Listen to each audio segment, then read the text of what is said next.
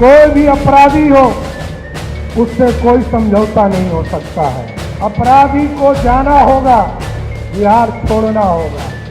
अपराध के लिए कोई जगह नहीं है साथियों, उसी तरह घुसपैठियों के लिए भी कोई जगह नहीं। यदि अवैध है तो उसको तुरंत बंद करने का काम हमारी सरकार करेगा साथियों। दो चीजों से मैं कभी समझौता नहीं करता हूं।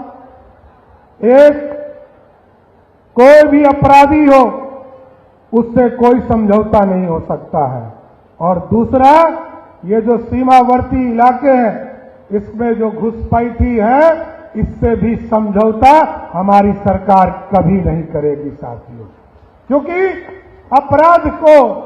अपराधी को जाना होगा, बिहार छोड़ना होगा। अपराध के लिए कोई जगह नहीं है साथियों, उसी तरह घुसपैठियों के लिए भी कोई जगह नहीं। बिहार सुशासन के लिए जाना जाता है, बिहार समृद्धि की ओर जाना है, और भारत जब विकसित होगा वो तभी हो सकता है जब बिहार में समृद्धि आए। आज तो देखिए, अभी माननीय सांसद जी यहां बैठे हैं, ये लगातार हमसे लड़ते रहते हैं कि फारबिसगंज में एयरपोर्ट बनाना है, और आपने घोषणा किया है। हम आपको जरूर आश्वस्त करते हैं। इस पूरे जिलाधिकारी महोदय ने यहां से पूरे जमीन की व्यवस्था करके दे दिया है, और हम लोगों ने भी तय कर दिया है अगले वित्तीय वर्ष में यहां पर एयरपोर्ट का काम भी शुरू करने का काम हम लोग जरूर करने का काम करेंगे सर। और अब तो एक तरफ आपके यहां 4 लेन बना हुआ है, और दूसरे तरफ मोदी जी ने तय किया है कि ये सिल्लीगुड़ी से लेकर गोरखपुर तक का एक नया 4 लेन एक्सप्रेसवे हम बनाएंगे, जो 6 लेन का होगा, उसकी भी व्यवस्था की जा रही है। और अब तो इरिगेशन में पूरी व्यवस्था बदल रही है। आप सोचिए, कोसी और मेची को जोड़ा जा रहा है, कोसी और मेची लिंक के काम को आगे बढ़ाया जा रहा है, जिससे आपके खेतों तक पानी पहुंचेगा। अभी मनोज विश्वास जी कह रहे थे कि आधा मेरा विधानसभा आधा बाढ़ में रहता है, आधा सुखाड़ में रहता है। अब मोदी जी की सरकार ने तय किया है कि हम हर हालत में सबके खेतों तक पानी पहुंचाने का काम किया जाए, और कोसी मेची लिंक को जोड़ने का काम भी हमारी सरकार ने कर दिया है।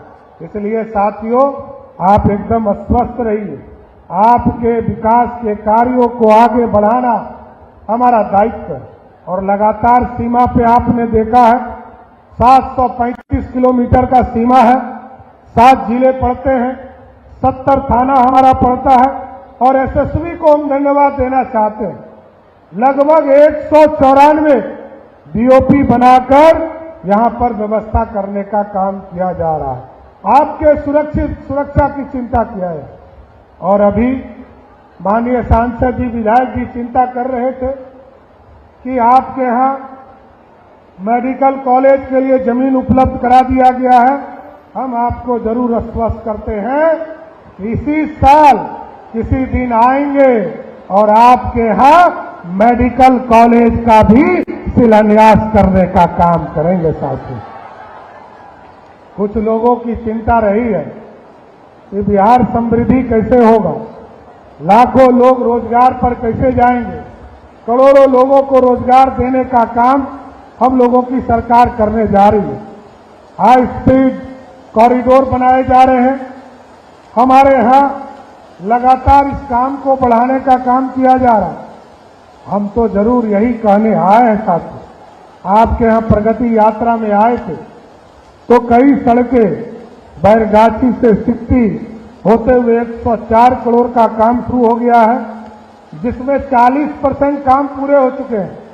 लगभग सैफगंज से सुकैला बाईपास, उसमें भी लगभग 42% काम हो चुका है। फारबिसगंज के सुभाष चौक पर भी 115 करोड़ का आरओबी का काम चल रहा है, उसमें भी 40% काम पूरे कर लिए गए। लगातार झमाझम बारिश हो रहा है, ये तो खुशी का समय है।